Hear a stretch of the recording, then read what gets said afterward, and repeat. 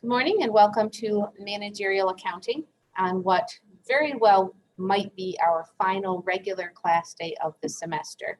And I'll explain that as we look at the calendar here.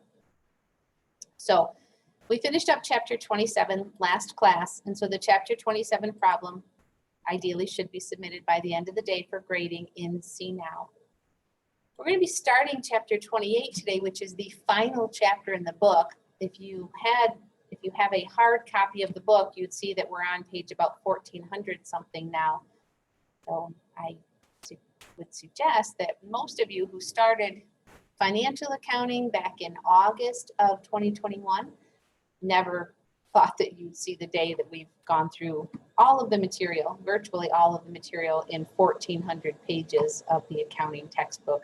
It always startles me when I see a page number. Now that we use ebooks, I'm not sure that's as visible to you, but I want you to just reflect back on that because you've done a ton of work and hopefully learned quite a bit both about the external financial reporting and this semester the internal managerial cost accounting concepts. So you should be very proud and pleased with where you are. Hopefully you've learned a great deal and are happy with where you are. For some of you, then, this is probably the last accounting class you may take. For others of you, I hope you will be going on to take additional accounting courses that maybe this has gotten you excited or really interested in what else accounting has to offer to business. So as I said, we'll be starting our final chapter today, so the pre-quiz should be submitted today. The final chapter is kind of like the final word about accounting for these 28 chapters. And there's not a lot of what I refer to as the doing of accounting. So quite a few of the exercises that we're going to look at end up being those multiple choice kind of exercises. They don't take a lot of work to finish the exercises.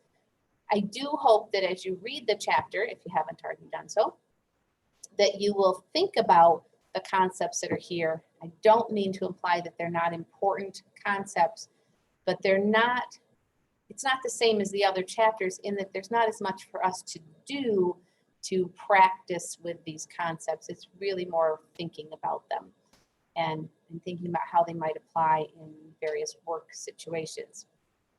So with that said, I polled the class who are here live on Zoom or in the classroom before I started the recording, and the general consensus was to, if possible, which is likely going to happen, to just finish up the chapter all in one setting rather than having a short class today and on Thursday. And so that's our plan, and I would anticipate finishing up chapter 28 today, which means that Thursday, although the exercises we do on Thursday, we should have finished them today. And there may be a couple that we say, okay, finish those on your own. We might talk about them and not do them together. Sometimes that happens. None of these due dates will change. These are the same due dates that appeared on your syllabus back in January. They are not going to change. So the chapter 28 exercises will be still officially due on Thursday, but most of you probably will be ready to submit them today.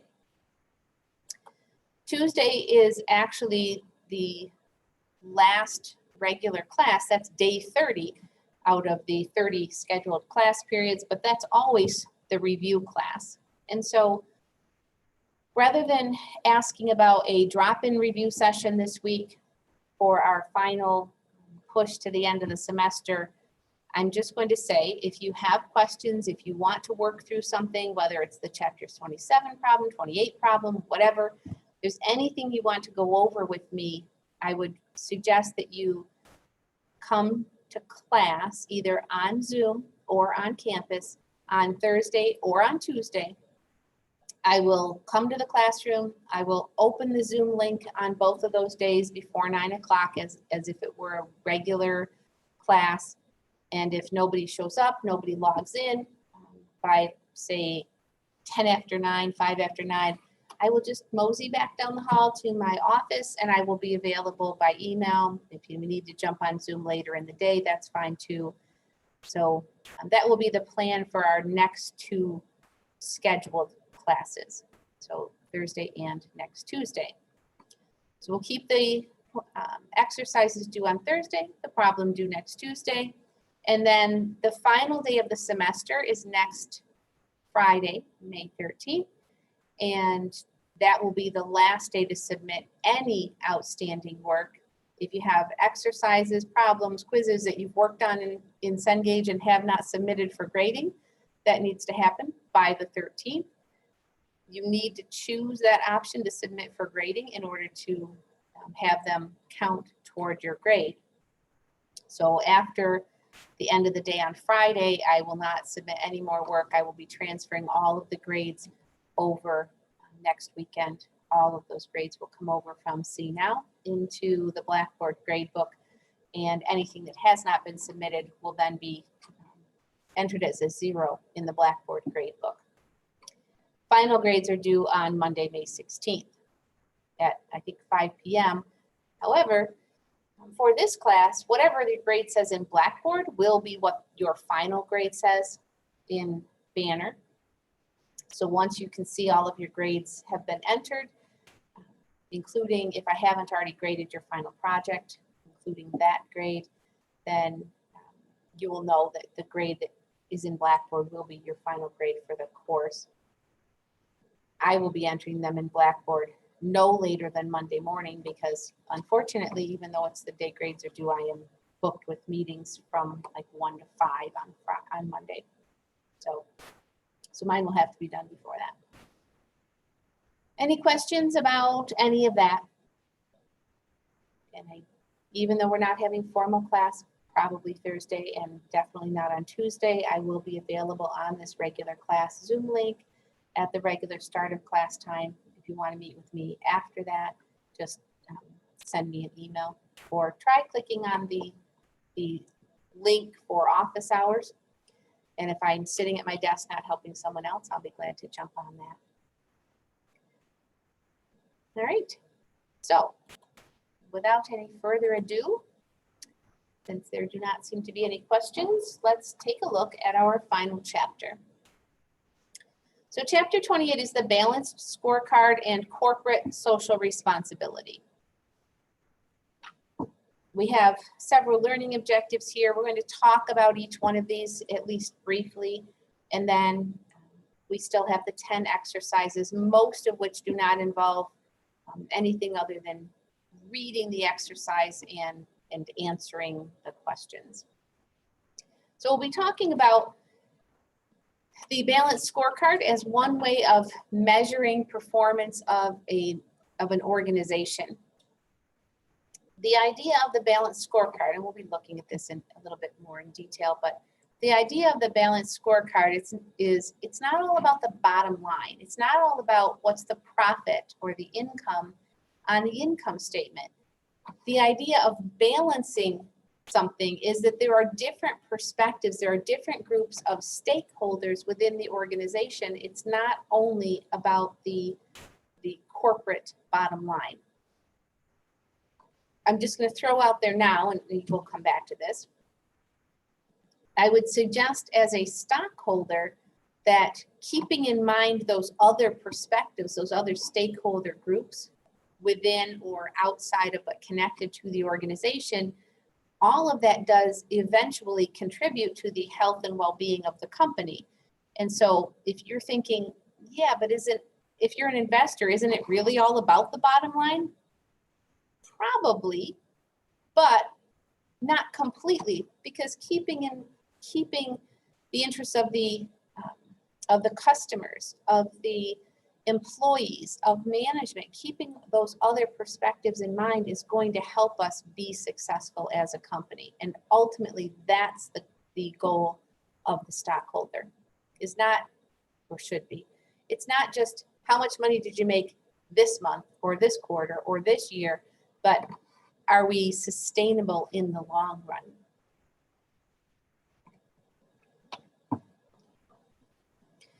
So again, the idea of a performance measurement system, and we've looked at something similar to this in the earlier chapter when we talked about evaluating management's performance, but now we're taking more of a big picture view and not just evaluating management's performance, but evaluating the company as a whole, again, keeping in mind all of those perspectives. So in order to evaluate the company, we need to start with recognizing what is the purpose, what is the goal, what are the objectives of the company. And so I'm sure I've mentioned in an earlier chapter how we do things at JCC. We have our strategic plan, which is a 3 to 5 year plan looking ahead. Right now, the plan that we have just rolled out and are now implementing is called Advanced 2025. Just came out in the past several months. And so it's more like a 3-year plan. Traditionally, companies used 5-year plans. That was kind of the rule of thumb. And in more recent years, we've backed that off so that more companies are looking, their long range is just 3 years out rather than 5 years, because they recognize that things change so quickly. Putting together a 5-year plan normally would mean making changes in the middle of that 5-year projection anyway. And so it made sense to shorten up that, what we call a long range time frame. But as I was saying, at JCC, we have this basically a 3-year plan taking us to 2025. And then we have an annual plan that is more short term, those 1-year goals that are leading us toward that 3-year plan. So if you have a goal for your organization, it should be tied to those long range outcomes. What are we looking to happen? Anything that we undertake, any new project, any new investment, any capital proposal should be somehow linked or tied to how does this help us reach those 3 to 5 year long range goals. We need to have some way of measuring that then. So we have these goals, but how do we know if we're actually achieving them? And you're probably familiar with the term a SMART goal, where it's specific, it's measurable, it's attainable, there's a time element to it. So we have to know, when do we expect to have this? And I just lost I just lost one of the letters. And reasonable, Andrew threw in reasonable. There's a relevant. Sometimes they use the word relevant as well. There are different versions of it, but the idea of a SMART goal is it's something that can be measured, that we will know yes or no, we met this goal. So there has to be a time. So an example of a poorly written goal would be, we want to be more profitable. How much more profitable? When are we going to measure this? How are we going to define profit? Is it dollars of income? Is it profit margin? Is it gross margin? Is it gross margin percentage? So there's so many different ways of measuring profit. If you just say we have a goal of being more profitable, there's no way of knowing if we meet that. And so we need to incorporate all of those criteria of a SMART goal into our objectives. We talked about in the last chapter some non-financial measures that we might use. And in the last chapter, we talked about it as we talked about scrap and rework and the number of, I think we mentioned maybe the number of customer complaints or customer satisfaction ratings, that kind of thing. So some of the perspectives within the balanced scorecard may also include non-financial measures like that. Some of our measures, as you can see here in blue at the bottom of this slide, some of the measures are what we refer to as leading indicators. That's contrasted with a lagging indicator. So a leading indicator is giving us a better expectation or a better picture of what will probably happen, what will likely happen in the future. So we might measure our how we're doing based on the backlog that we have. So manufacturing companies are routinely measuring their backlog, which is how many orders they have in the pipeline, how many orders they have. We're not looking at sales for this month, thinking back to financial accounting. We don't book the revenue or the sale until the job actually transfers to the customer. So knowing how much we have that we're still working on is an important leading indicator for a manufacturing company.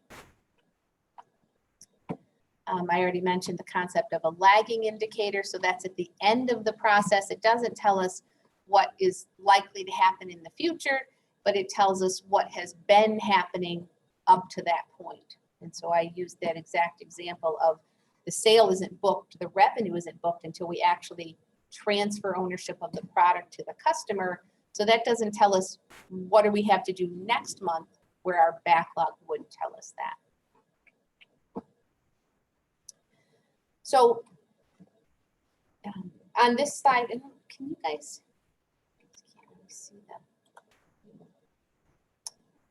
This Zoom bar frequently is blocking something on the screen. There's not really anything I can do about that other than move it from the top to the bottom. So looking at the elements of the balanced scorecard, and we'll be looking at all of these through the chapter today. So as I mentioned, the balanced scorecard, one of the features of the balanced scorecard is keeping the perspective of different interest groups, if you will, different stakeholders in our organization. And we'll be looking at 4 different perspectives of how we measure the performance of the organization.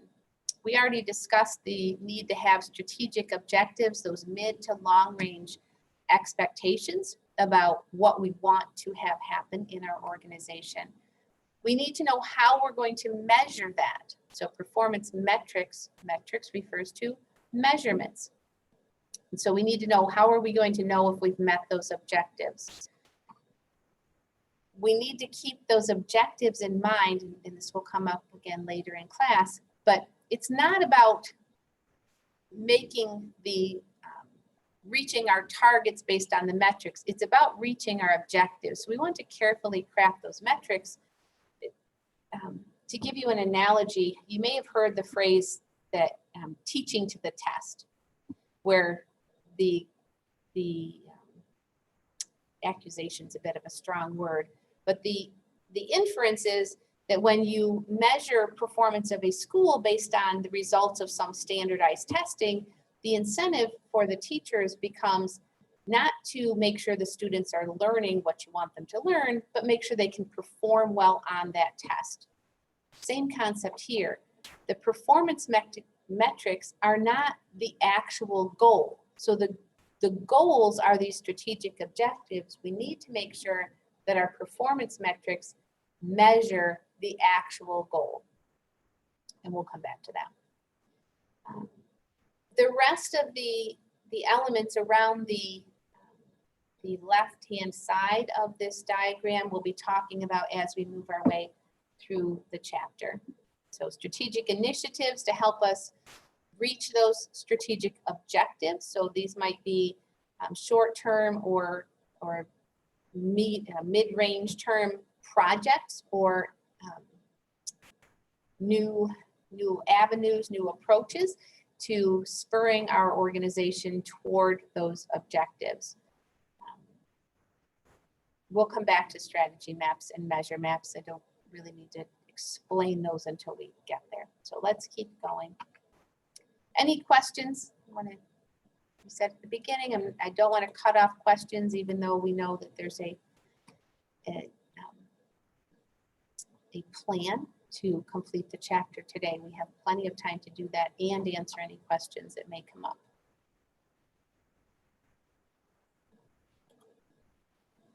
Okay, so this slide, and then we'll talk about this slide, then we're going to go to our first exercise for the chapter. This slide gives us the 4 different stakeholder perspectives of the balanced scorecard. So the financial really is the traditional way of measuring the success of a company.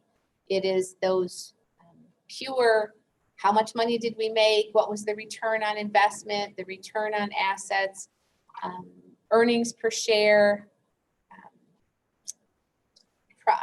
price to earnings ratio, all of those purely financial. You can look at the financial statements and do these calculations, and that is the stockholder perspective.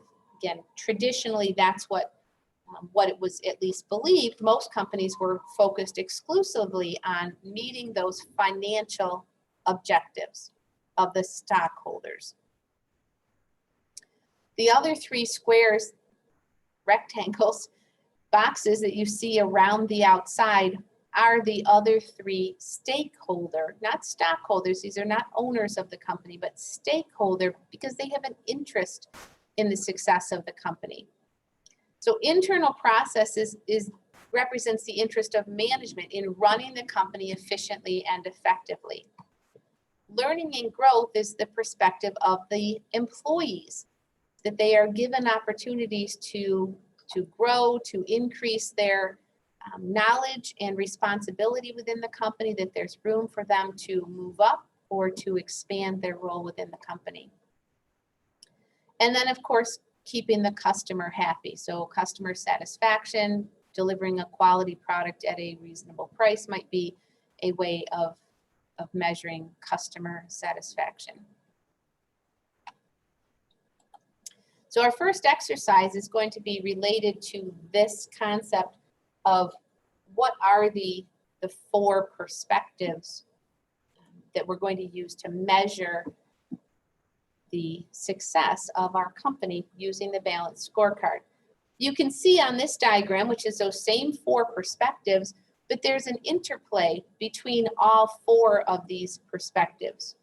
So yes, the company, the stockholders want us to be successful from a financial perspective, but how do we do that? We do it by making the customer happy. We do it by having efficient and effective internal processes to run the company. We do it by keeping the employees engaged and incentivizing them to learn and grow and be more successful and take more maybe responsibility or a higher level of authority within the company.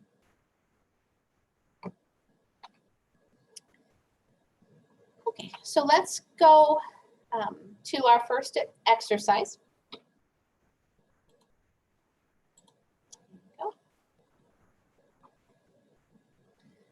Strategic performance measurement systems. Henry's Cafe is a local restaurant that is growing quickly. While the company does not yet have a balanced scorecard, Henry has mentioned that being efficient in producing meals is a high priority of his business and appears to be a significant driver of profits. Henry tells you he gathers the following data: sales, cost of labor, employee turnover, labor hours, cost of ingredients, overhead costs, average training hours per employee, number of erroneous meals prepared, the time when orders were made, the time when orders were delivered, and the number of customers per day. Under which performance perspective on the balanced scorecard should Henry's strategic objective to efficiently produce meals be placed? So we know that there are those four perspectives. Efficiently producing meals would fit under which of these four?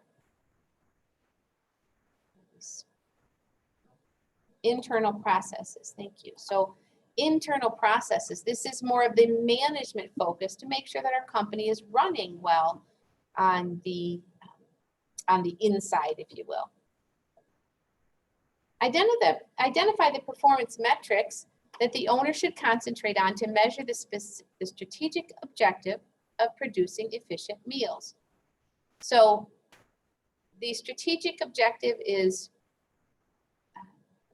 the strategic objective is producing efficient meals. We know that's focused on the internal processes, and we're now looking for the metrics of the data, and Henry is already gathering a large amount of data that he may or may not be using right now to evaluate the performance of the company.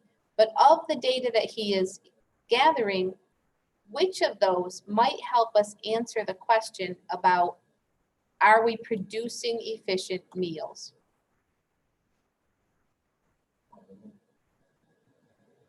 Let's see what our apps. So we have a choice of only one. So, sometimes they give us a choice. It might say A and B or A, C, and D. So I wanted to know if we had that option, but we do not. So the answer suggested in the classroom is all of the above. Every one of these would help us answer the question about how long is it taking? That goes directly to efficiency. How much labor goes into it? How many mistakes do we make? Which of course is going to extend that time from order to delivery of the correct meal. And then cost and number of meals per hour. So I would agree with that. We discussed the terms leading and lagging. So leading is on the front end to help us predict what might happen in the future. Lagging is a lagging indicator, tells us what has already happened and is not so much predictive of the future.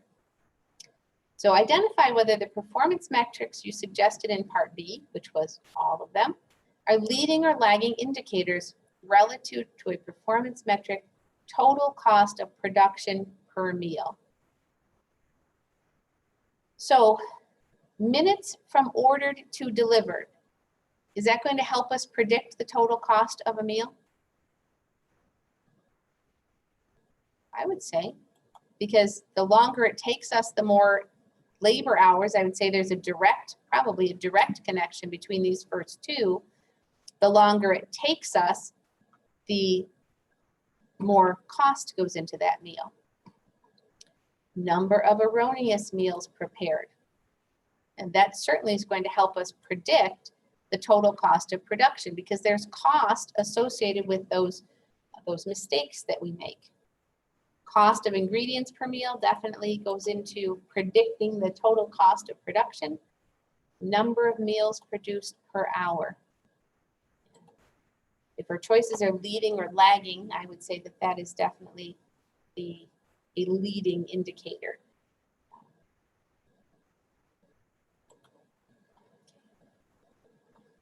So you hear about leading indicators, and I have this vague recollection that we talked about this in a very recent chapter.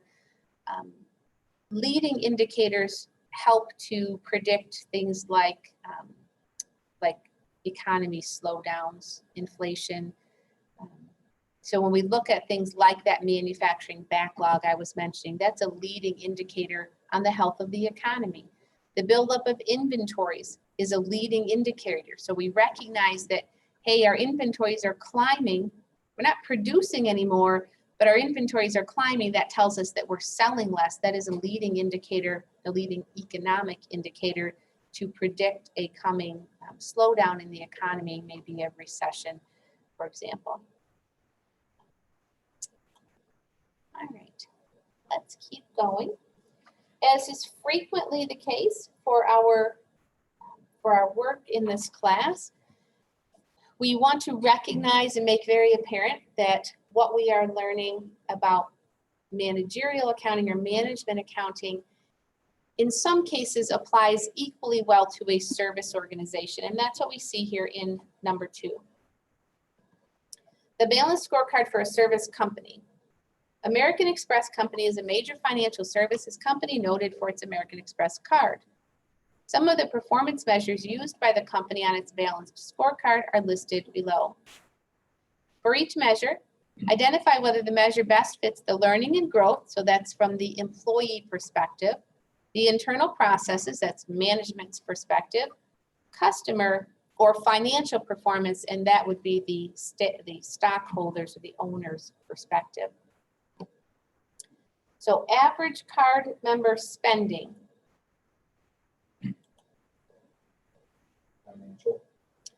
Yeah, so some of these, there's a little bit of a crossover like we saw on that diagram that we saw all the interconnected arrows.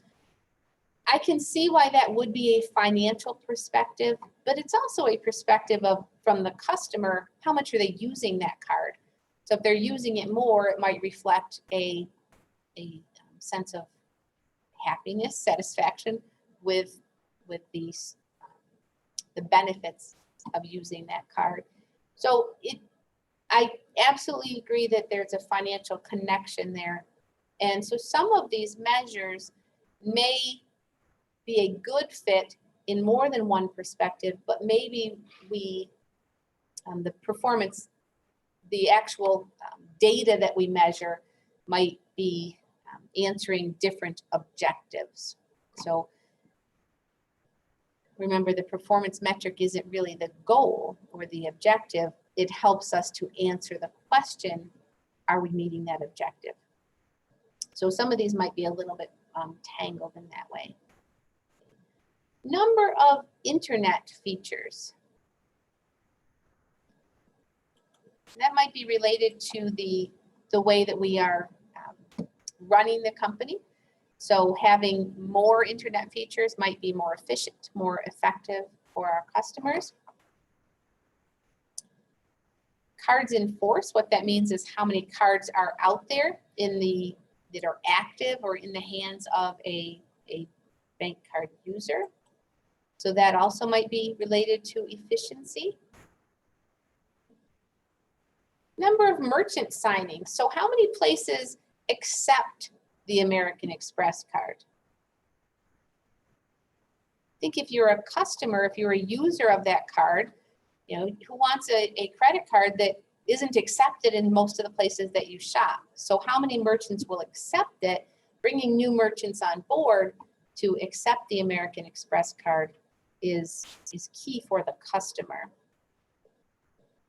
If you're wondering, well, why wouldn't everyone accept it? I just remind you what we talked about back in, I think it's probably chapter 8 in financial accounting, that American Express, especially the traditional, the green card, has higher cost for merchants to accept it. So the fees that they charge are higher on American Express than they are on, say, a Visa or a MasterCard. How about earnings growth? Who's interested in the earnings growth? Say that's definitely a financial measure, and it's the stockholders who are most interested in that. Number of new card launches. I think what they mean by that, this is not the first time you've heard me say something like this. We have 5 words on the screen that you have exactly the same information I have. So we have to maybe read a little bit into what do they mean by that? I think what they mean is that they are promoting a new card, like a new, maybe a new look to the card or a new program that the card offers. And so that may be learning and growth. So what are the employees, are they getting new opportunities within the company? So again, I'm reading into this. Hours of credit consultant training. So that's definitely employees being valued within their jobs, being given new opportunities by training, maybe cross-training into different positions, or being better trained for the position that they hold. Return on equity is certainly a financial measure. Investment in information technology, I would suggest, is maybe internal processes, but it might also relate to our employees. It's hard to know. Investment in information technology. I don't know whether that's related to the employees having more access to investment, or excuse me, IT capabilities. For me, it sounds like potential, at least economic growth in the future. So I was thinking bringing growth. Okay. Yeah, and again, it's hard for us to know. Luckily for these exercises, we have the check my work option because we have such limited information. It sometimes is difficult to weed out what is it they really are asking for here. Revenue growth is certainly financial. Some of them are obvious. Number of card choices, I would say, is for the customer. So, but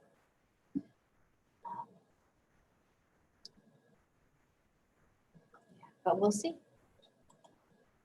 I didn't like that one. Number of card choices. I don't- Probably learning which ones people prefer. Yeah, I don't know. The one it wants, I don't know that I necessarily agree with that. How would the number of card choices benefit our employees? I don't know. Again, if we actually worked for American Express, we would have a significant amount more information. It is hard for us to connect a performance metric when we don't know what the objective is.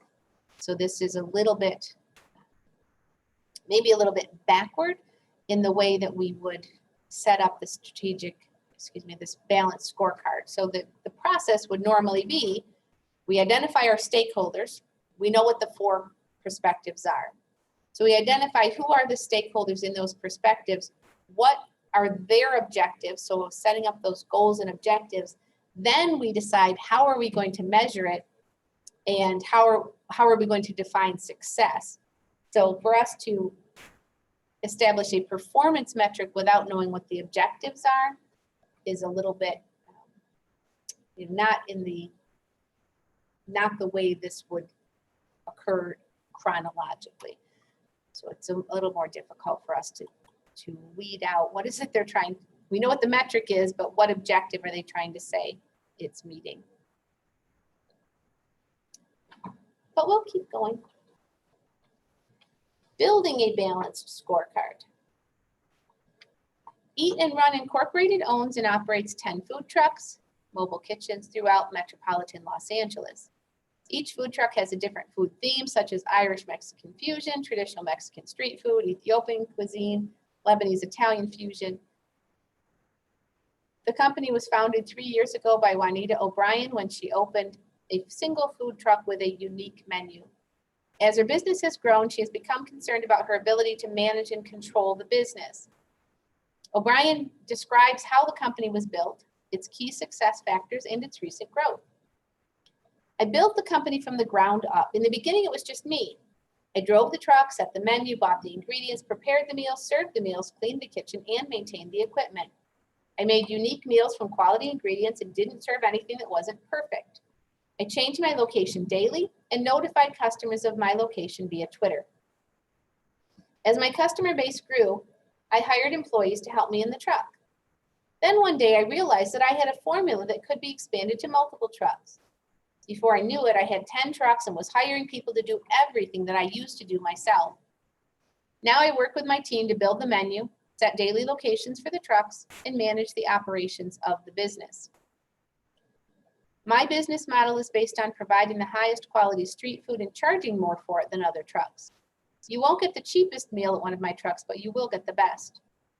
The superior quality allows me to price my meals a little bit higher than the other trucks. My employees are critical to my success. I pay them a better wage than they could make on other food trucks, and I expect more from them. I rely on them to maintain the quality that I established when I opened my first truck. Things are going great, but I'm feeling overwhelmed. So far, the growth in sales has led to a growth in profitability, but I'm getting nervous. If quality starts to fall off, my brand value erodes, and that could affect the price that I charge for my meals and the success of my business.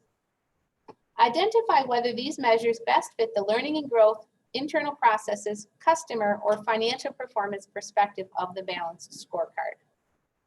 So let me just step back for a second and make a couple comments about what you're seeing here. We have discussed, even in financial accounting, we discussed that one of the advantages of the corporate form of organization is that you can specialize. And you see here exactly how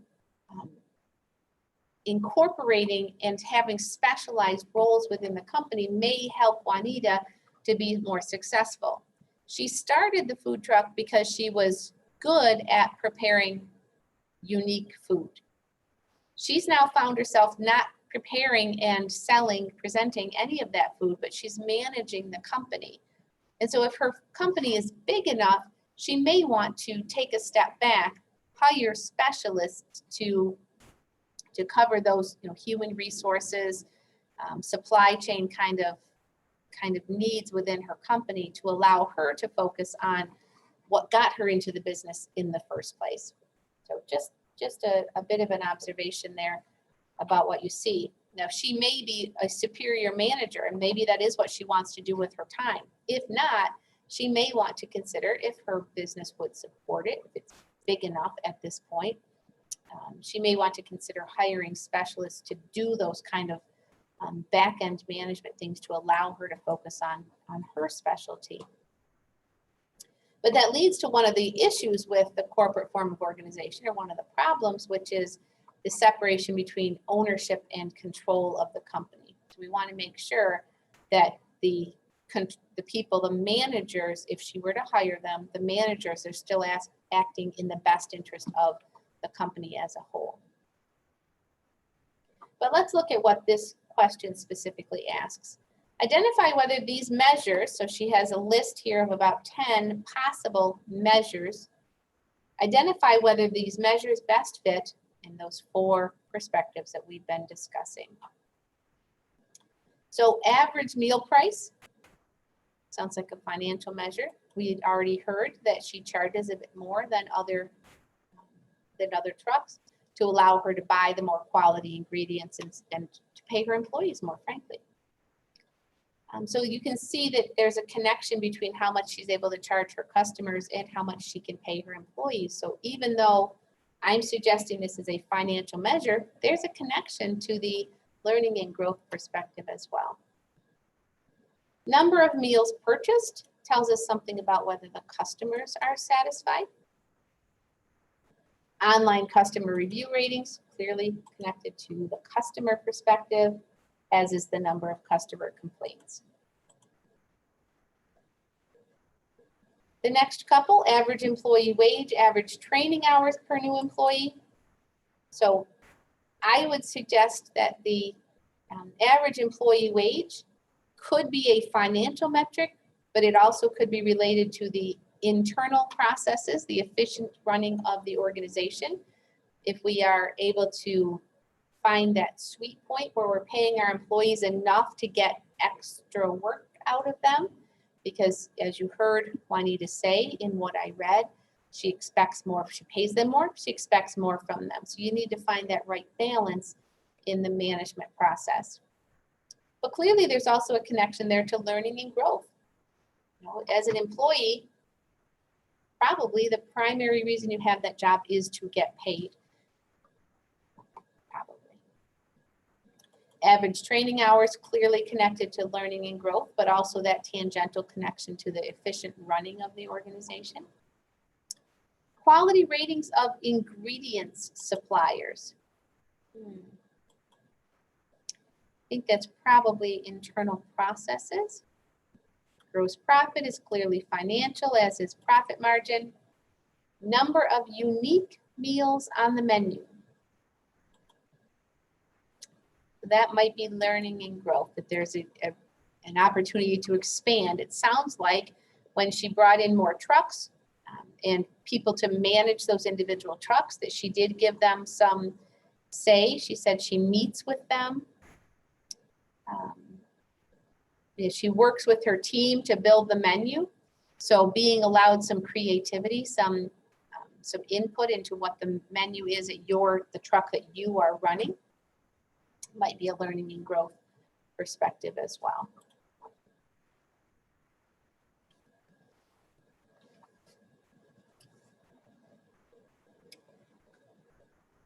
All right. Any questions? Told you there's not a lot of doing. This is really just for you to be thinking about if you are managing a company, how do we measure success? Whose interests, who are the stakeholders? What are their particular objectives? How do we measure that?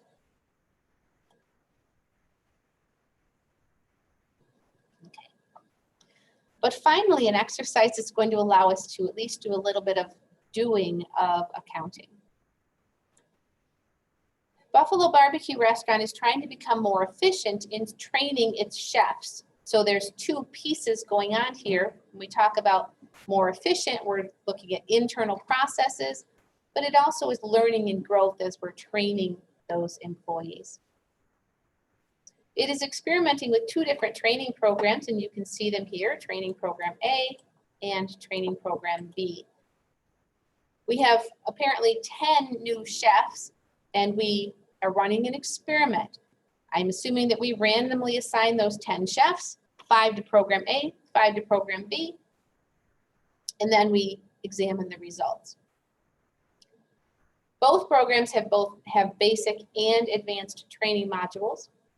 The restaurant has provided the following data regarding the two programs after 2 weeks of implementation. So we're asked first to compute the following performance metrics for each program: the average hours of training and the average number of mistakes.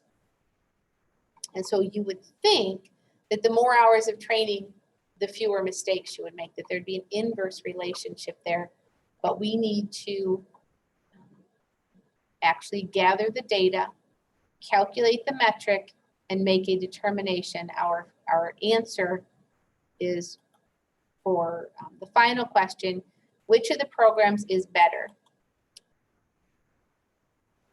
So, average hours of training per chef.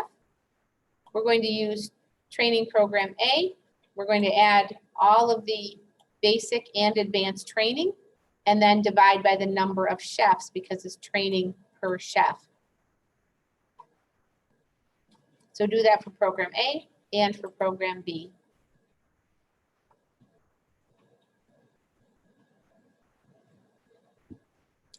I'm going to pause the recording while we do this.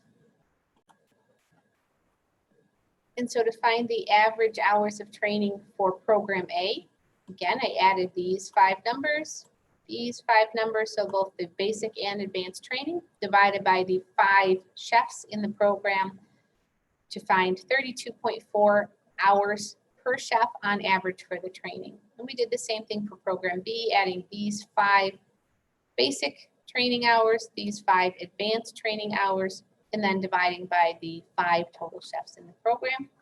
So what we see is that the Program A chefs are spending on average 3 more hours on the training. So that's 3 more hours of wages being paid to those employees.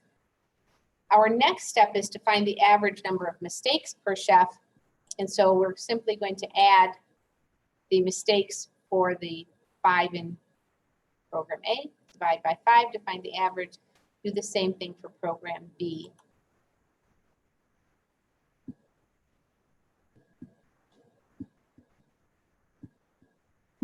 So 68 total errors for an average of 13.6 in Program A.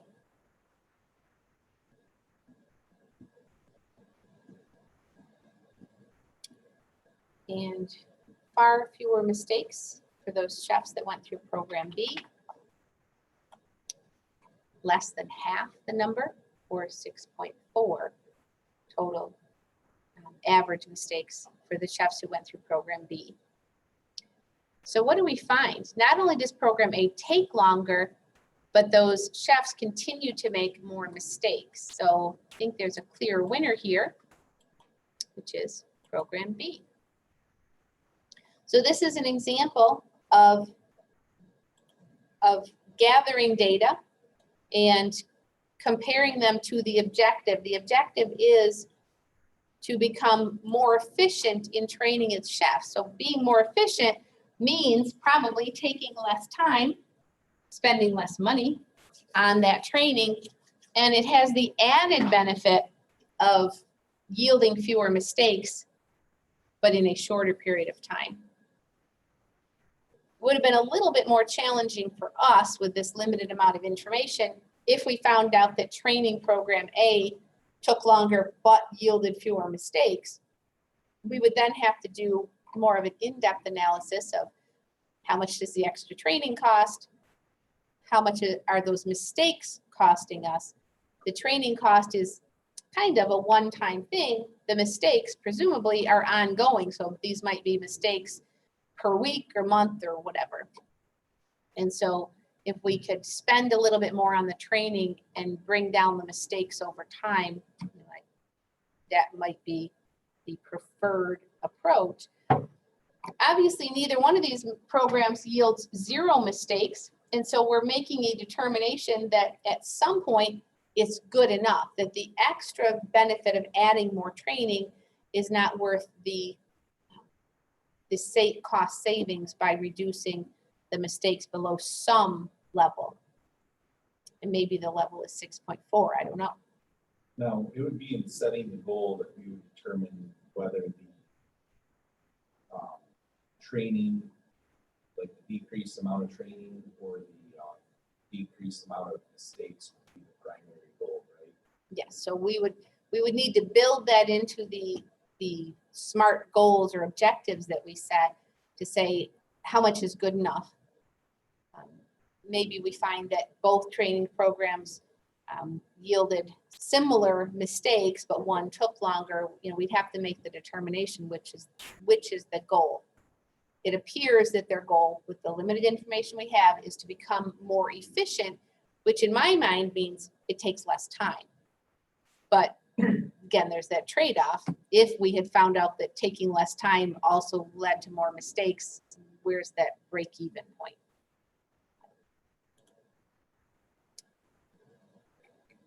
Excuse me. And so next we have an example of a balanced scorecard. Nice visual there on the screen. We see the 4 perspectives. You can see their goals or objectives here and how they're going to measure them. You can see the interconnectedness. They have the arrows showing that there is a connection between improving our delivery accuracy and retaining new customers. We can see that there's a connection between reducing rework and increasing profits. So as we've been seeing in these past few exercises, we need to have a little bit more information. We need to recognize that these goals or objectives are not really exclusive to just one perspective. And so how we're going to measure it, down here, the blue performance metrics, we can see how those tie back to those individual objectives. But again, how there's connectedness between the various stakeholders or perspectives within the organization. So actually, because I can see that the first question is about strategic initiatives. Let me just jump back to our second here to find it. So let me just jump back to our PowerPoint for just a moment to mention strategic initiatives. Action plans that management implements to achieve the strategic objectives. So specific tasks or plans, how are we going to do this? So maybe we have a measurement. Maybe our current profit margin, for example, is 6.2%, and then we have an objective of getting that up to 6.5% by the end of 2 years from now. And the initiative is how are we going to accomplish that? So we've already measured, we know where we are, we know where we want to be. The initiative is how do we get there? What steps are we going to take? And so looking at this example, we can see where those strategic initiatives lie on our balanced scorecard. These are the steps they're going to take to improve delivery times. They're going to automate the warehouse, and they know how many hours from order to delivered it is now. Once they automate the warehouse, once they implement that strategic initiative, they're going to measure to see, did we meet the new expectation or the new goal of improving those delivery times? Again, that goal or objective would need to say how much do they want to improve them and by what time, by when. By the end of next year, we want to have a 3% increase, a 3% decrease, I probably should say, in the number of hours from order to delivered. You need to be very specific in your objectives.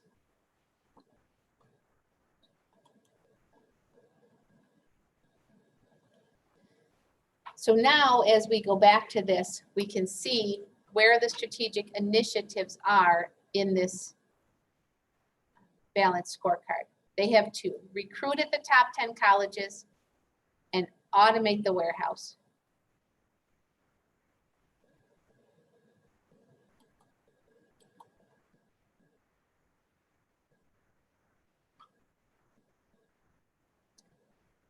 Using the given balanced scorecard, identify the performance perspectives of the company. So we've already identified the 4 perspectives: learning and growth, internal processes, customer, and financial.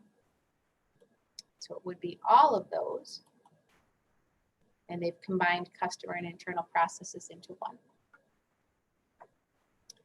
From the given balanced scorecard, identify the overall strategic objective of the company.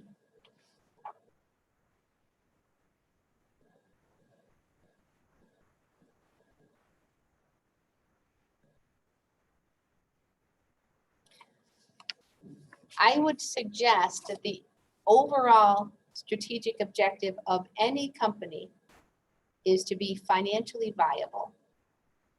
I would suggest that applies even if you are a not-for-profit organization.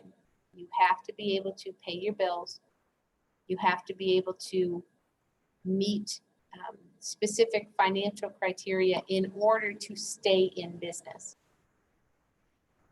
And so looking at the options here, to increase the profitability of the business, improve the welfare of the company, start up new units of the company, I would suggest that in almost every case,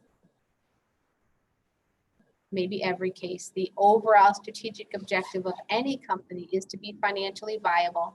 And for a for-profit business, the goal is to increase profitability.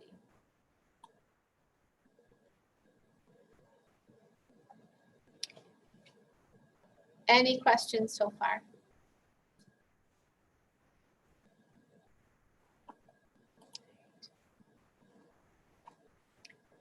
Go back to our,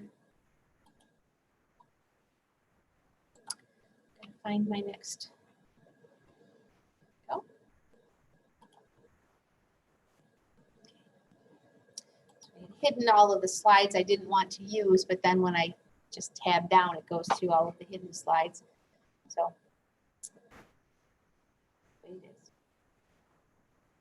So our next question deals with strategy maps, exercise 6. A strategy map was one of the items on the left-hand side of that first diagram we looked at in the PowerPoint.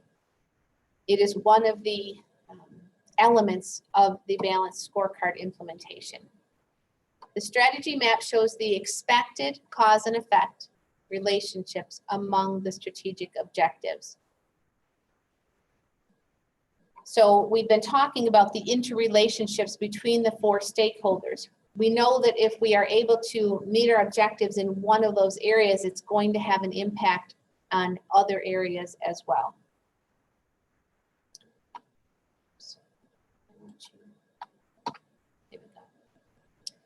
So you can see the strategy map showing those linkages that I already pointed out to you in that earlier exercise, in exercise 4, where we have, if we improve delivery times, we're also going to delight the customer. Where if we reduce shipping errors, we're also going to increase profits. If we train employees, it's going to help reduce employee turnover, and it will also lead to improved delivery time and reduced shipping errors. So we've already pointed that out without using the specific term strategy map, showing those connections between the various objectives of our company, knowing that if we accomplish one of those, that it's going to have an impact on another one. Knowing that if we miss our targets on one of those, it might have a negative impact in some other area because of the connections between these 4 stakeholder positions. So let's go to our exercise. Grand Grocery developed a balanced scorecard with 6 strategic objectives under the standard for performance perspectives as follows. Using the given balanced scorecard, identify the strategy map or relationship among the performance perspective. So does training employees lead to improved employee satisfaction, which can lead to improved inventory management, which can reduce receiving errors, which can improve customer service and then increase profits? Does that seem reasonable that there's a connection between all of those? So there's 6 different strategic objectives. Would you agree that there is a connection between all 6 of those? Or is there only a connection between improving employee satisfaction and increasing profits? Or is there only a connection between improving inventory management?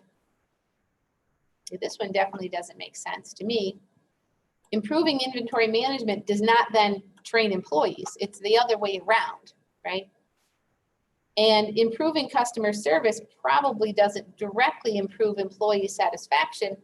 Again, it might be the other way around. I would suggest that the best answer here is that there's a connection between all of those strategic objectives. They're all listed, they're all most likely important. Yeah, they're definitely all important to the company. Yep. And there's an interconnectedness between all of them. So we can't just jump. So one of the implications of this is we can't just jump to, well, we want to increase profits. How are we going to do that? Well, all of these other strategic objectives likely will lead to and contribute to an increase in profits. So if the employees are provided with proper training, what are the possible outputs or changes in the strategic perspectives? Would proper training lead to improved satisfaction? I would imagine. If they're properly trained, are they going to be better able to manage the inventory and reduce number of errors? Seems reasonable. If they're better trained, are they going to provide better customer service? Seems reasonable. All of those things, will they lead to increased profits? I would say yes. So I think the best answer for part B is, again, that everything starts with, in this example, everything starts with training our employees well to do the job in a more efficient, cost-effective manner will help lead to all of these other strategic objectives. So again, recognizing that we can't increase profits without paying attention to these other objectives. We can't improve customer service without keeping in mind these other strategic objectives.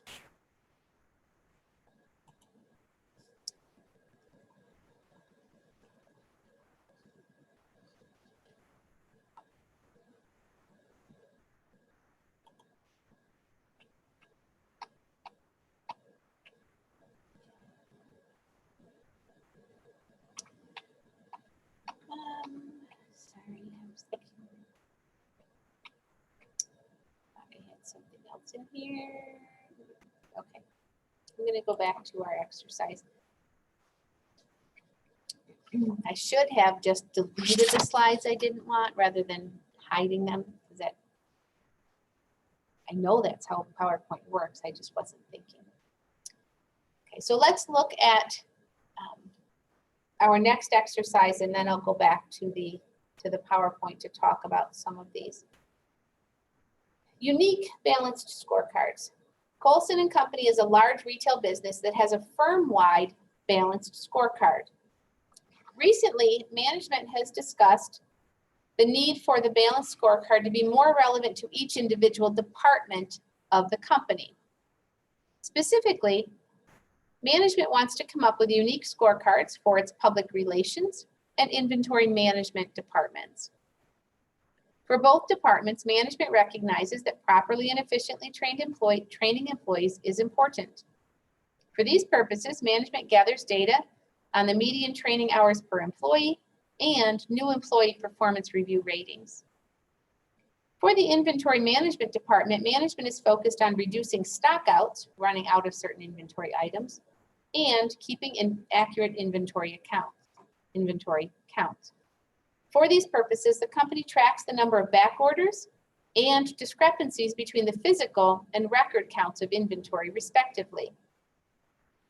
For the public relations department, management is focused on improving the company's CSR, corporate social responsibility, in case you don't recognize that acronym, the public's CSR image of the company, and attracting new customers.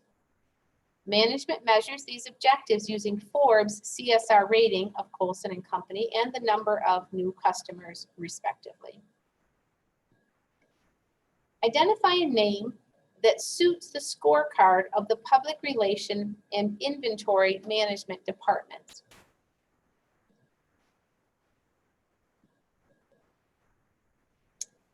We might need to go back to our PowerPoint. Okay, got it. Right. Oops. There we go. Okay, so one of the options in that exercise in our first letter A in that exercise was scorecard cascading, or a cascading scorecard was one of the options. So what is this idea of scorecard cascading? So I assume you know what the word cascade means, kind of like a waterfall cascading down. The idea of cascading the scorecards means rather than what the company has initially, which is one company-wide, Colson and Company, company-wide scorecard, they recognize that there are individual departments that have their own unique measurements that should be used to evaluate their performance as well. And so the idea of scorecard cascading is including not just that company-wide scorecard, but having unique scorecards for individual departments or work cells or areas of the company. Maybe it's a division within each division within a large conglomerate has its own unique scorecard. So scorecard cascading seems to be what they are suggesting we should be doing for Colson, because they're adding multiple layers of scorecards to evaluate individual departments or portions, divisions of the business. Now, there should be a connection. There should be a connection between what the individual departments are setting as their not learning objectives. That's a school thing, of strategic objectives. The strategic objectives of the individual department need to have relevance and tie back to or feed into the overall objectives of the organization.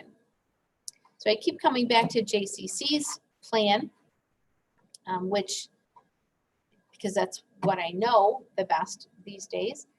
And in JCC's strategic plan, we've identified 6 or 8 college-wide objectives, but as departments, so the business department has its own objectives or goals for the annual plan, but each one of the goals we establish, we need to connect it to how does this fit into the overall objectives of the college.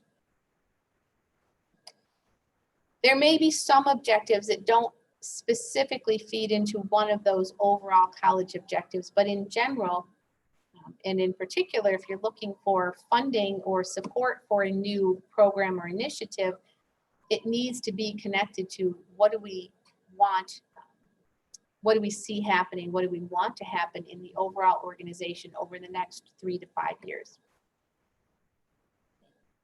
Identify the common metrics for both the departments in the new unique scorecards. Do they have any common objectives? Say, for the inventory management department, their looking at reducing stockouts and keeping accurate inventory. So they're tracking the number of back orders and discrepancies in the counts. For the public relations department, they are looking at improving their corporate social responsibility image and attracting new customers. They use the CSR rating from Forbes and the number of new customers. Excuse me.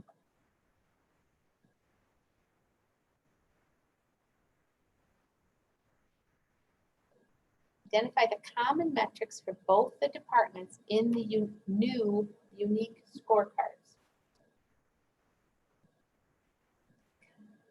I don't see any. When I read that, I think, which ones do they have in common? I don't see any that they have in common.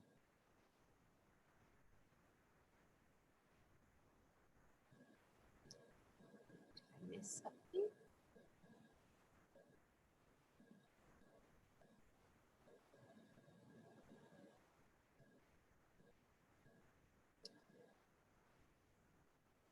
For both, oh, okay, here we go. Yep, I didn't recall this. So there we go. For both, there's the common metrics. For both departments, management recognizes that properly and efficiently training employees is important. So they're gathering data on the median training hours and the new employee performance review ratings. So there we go. Letter A would be the ones they have in common. Okay. Just had to go back and reread. Identify the unique metrics of the inventory management department. So that's the number of back orders and the discrepancies in the inventory records. That would be B. Identify the unique metrics of the public relations department, and that's the CSR rating and attracting new customers. Whoops, right here. CSR rating and number of new customers.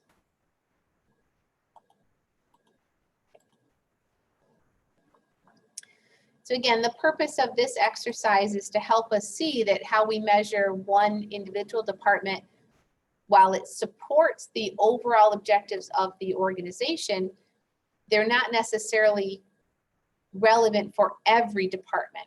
So in this exercise, we have some employee-related metrics that we use for all employees, but then we have some metrics that are only relevant within an individual department.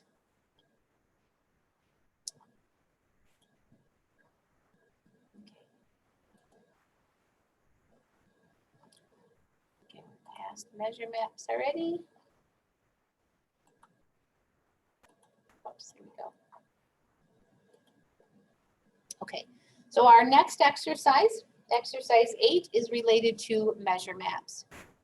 A measure map shows the expected relationships among the performance metrics. So they're based on the strategy map that we've already talked about, those connections between these strategic objectives, how one may affect another or even multiple objectives. So the measure map also shows which metrics are leading and which measures are lagging indicators of performance, and we've already discussed that. So here's an example of a measure map. You can see the connections between the metrics down at the bottom, and so that's our red arrow connections that we see here. You can see the performance metrics, the performance targets. And so that's what we're going to be looking at in our next exercise, making those connections between the various metrics. How are they connected? So we've already talked about the strategy map is how the objectives are connected. The measure map is how the metrics are connected.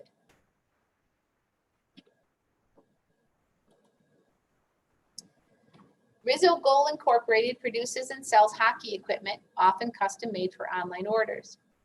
The company has the following performance metrics on its balanced scorecard: days from order to delivered, number of shipping errors, customer retention rate, and market share. A measure map illustrates the days from order to delivered and the number of shipping errors are both expected to directly affect the customer retention rate, which then affects market share. Additional internal analysis finds that every shipping error over 3 shipping errors per month reduces the customer retention rate by 1.5%.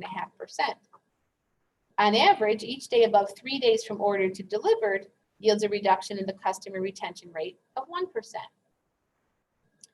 Each day before 3 days from order to delivery yields an increase in the customer retention rate of 1% on average.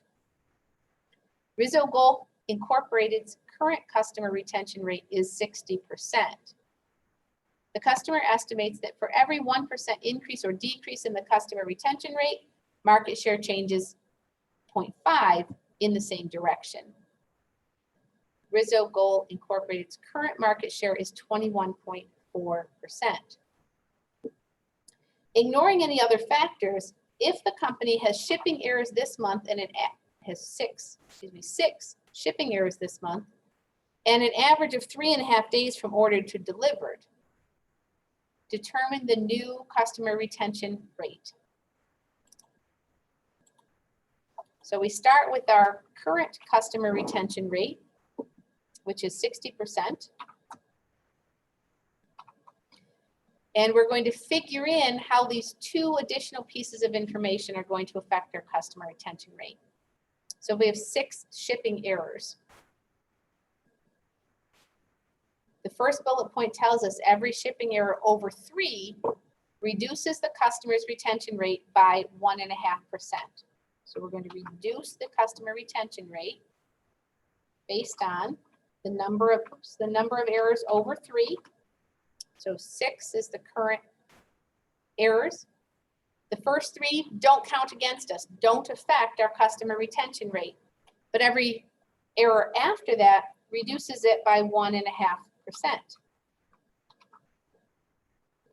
So there's the impact of the 6 shipping errors.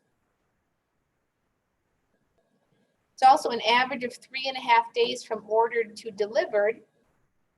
And the second bullet point tells us on average, each day above 3 days from ordered to delivered yields a reduction in the customer retention rate of 1%. So we're also going to subtract, because the error rate was over 3, it's actually 3.5, so we get an extra half day, and the first 3 days did not negatively impact our retention rate, but the extra half day, 1% per day.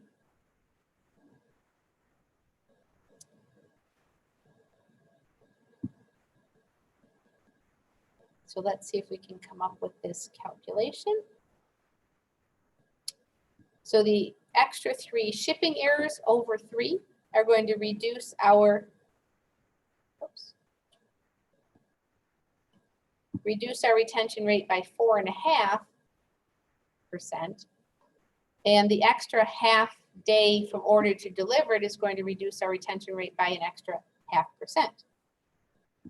So we're going to see a reduction from 60% to 55%.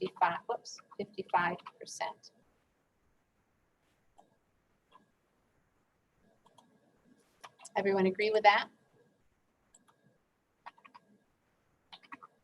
Back to using my cell phone calculator today because I put my new calculator on the charger, and then I left it at home this morning.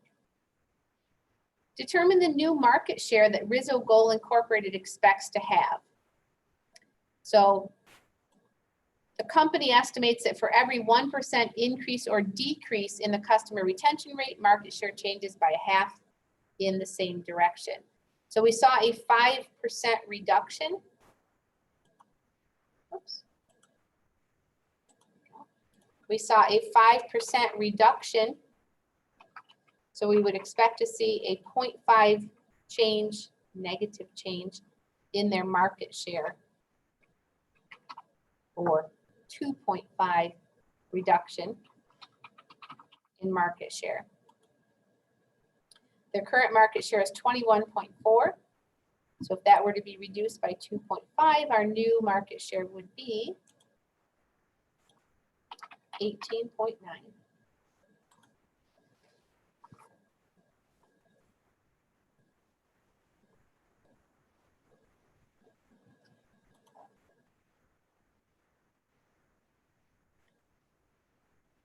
Everybody good so far?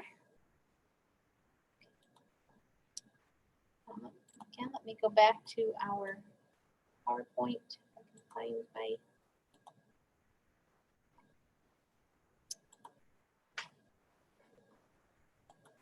There we go. Okay, this is where I want to be. Yep.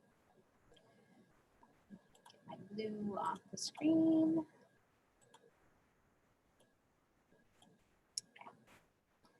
So our next exercise deals with cognitive biases. So cognition refers to thinking, and a cognitive bias, if you've ever taken a class in psychology, these may sound familiar to you. A cognitive bias is something that would lead us to make a faulty decision or a decision that's not based strictly on the evidence. You see some examples there of some of the cognitive biases that can affect our use of the balanced scorecard: motivated reasoning, surrogation, and common measures bias. So we'll start with motivated reasoning. Motivated reasoning is kind of like, you have a specific thing you're looking for, and you keep looking until you find it. And if you see evidence that doesn't support your preconceived notion, you tend to discount that. Oh, well, there's something wrong with that study. There's something flawed there. We need more information. But when you find the information you're looking for, you will then discount anything beyond that. You stop looking. Oh, yeah, that supports what I already thought to be true. So I'm just going to call it good. I'm just going to stop with that.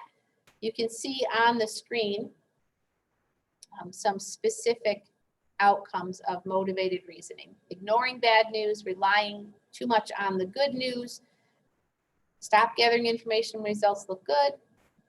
If you don't like what you see, keep looking, and interpret anything that's ambiguous, that is, it's unclear, as good news.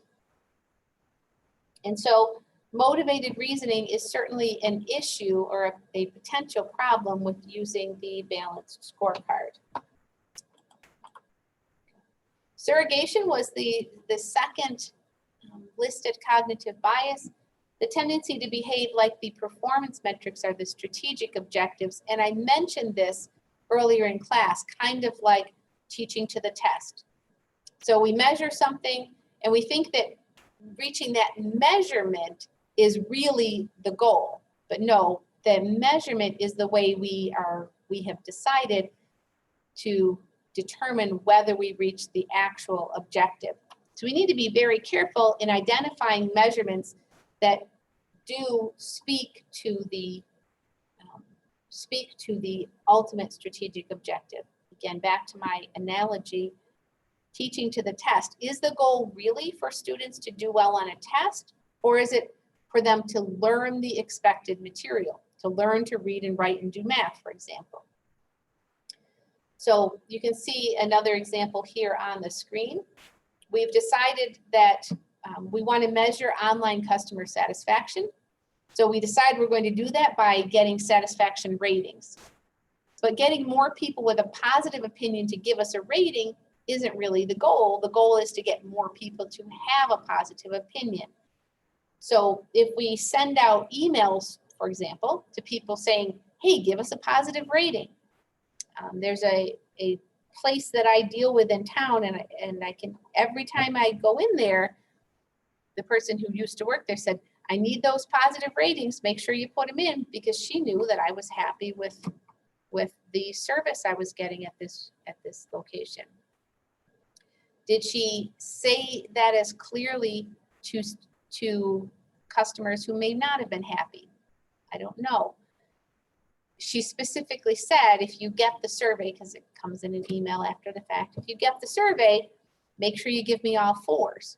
And if you wouldn't give me a 4, let me know now. You know, not that she controlled whether the surveys came out or not, but it's the teaching to the test. It's making sure that there's a very clear connection that students can't get a good score on the test if they don't know how to read, write, and do math. It's not about test taking, it's about the skills and knowledge that go into it. Same concept here.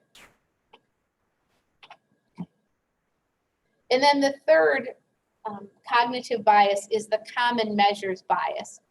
So when we just talked about that cascading scorecard where we had the common measures for employees that were both in the inventory and in the public relations group, but then we saw that there were unique measures for each one of those departments. Well, we wouldn't want to evaluate those departments based only on the common measures and ignore the fact that the needs, the objectives of the individual departments really are not comparable. So there is a tendency to want to compare, well, how is public relations doing compared to inventory in that previous exercise? And the only way we could compare them is by using something that they had in common, which was the employee training and employee turnover, right? So we want to make sure that if we have unique objectives, that we look at them individually, separately. Okay, let's go back to our exercises. 2 departments within Cougar Gear Incorporated are production and sales. Each department has a unique scorecard.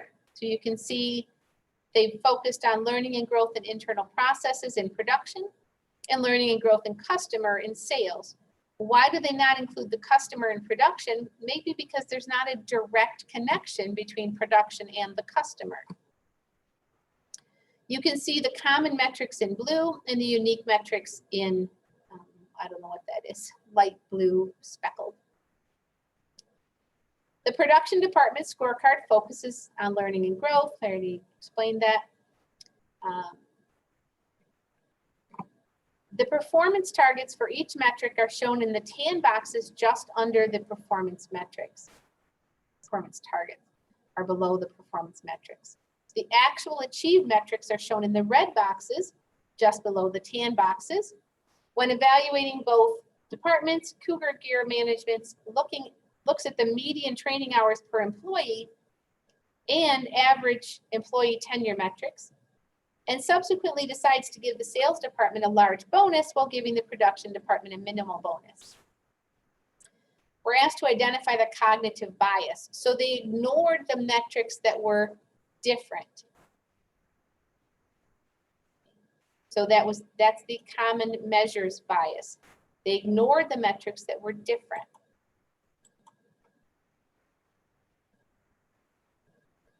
Identify the department that performs well. So you can see that the sales department, whoops. Didn't it say it gave bonuses to the sales department? Oh, subsequently decides, okay. Subsequently decides to give a bonus to the sales department. So when we look at their unique measures, production time per unit, the internal processes didn't meet that objective. So it exceeded the expected production time, and they had more production shutdowns than they wanted, than they targeted. For the unique measurements for sales, they exceeded the percentage of customers who shop again, so that's a good thing.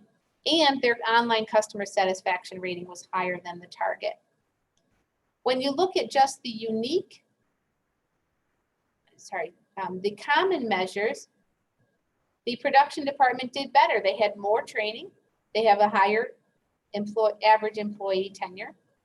And the sales department did not meet those common measures, but they did meet the unique measures. So the department that performs well is the sales department based on their unique measures.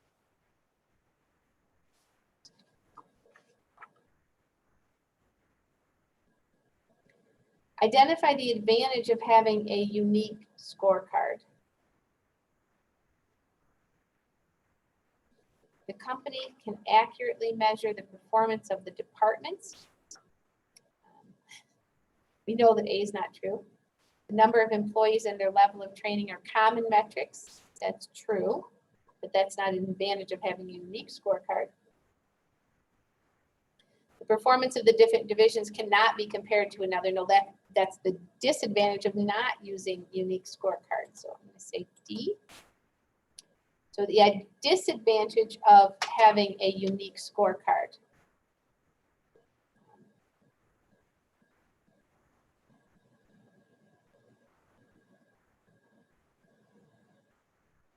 Disadvantage of having a unique scorecard? Well, it's harder to compare. So I guess it's harder to compare them because you don't have a common measure. I guess we can go with that one because the others are either untrue or. I think they mean if they didn't have any perspectives in common. So if it's just like the internal versus the customer. Yeah, so it's hard, yeah. Definitely makes it more difficult to compare them if they only have unique measures as opposed to the common measures. We are almost out of time. So I've mentioned corporate social responsibility. Because of the time constraint that we have just a minute left in class, I would ask you to make sure that you read carefully the corporate social responsibility part of the chapter. Obviously, there are just 3 multiple choice answers in this final objective, so I'd ask you to complete that on your own after reading the corporate social responsibility section, the very end of the chapter. Questions before we wrap up the day, the formal part of the semester? Anything I can answer for you at this time? Okay, so as I said, if you do have questions, if you want help with anything, the work up to this point, practice exercises, anything like that, please feel free to come to class on Zoom or on campus at our regular time on Thursday or on Tuesday. Otherwise, if you want to meet with me separately or just email me a question, that's fine. Let me know how I can help. Thank you all for being here throughout this semester and for most of you last semester as well.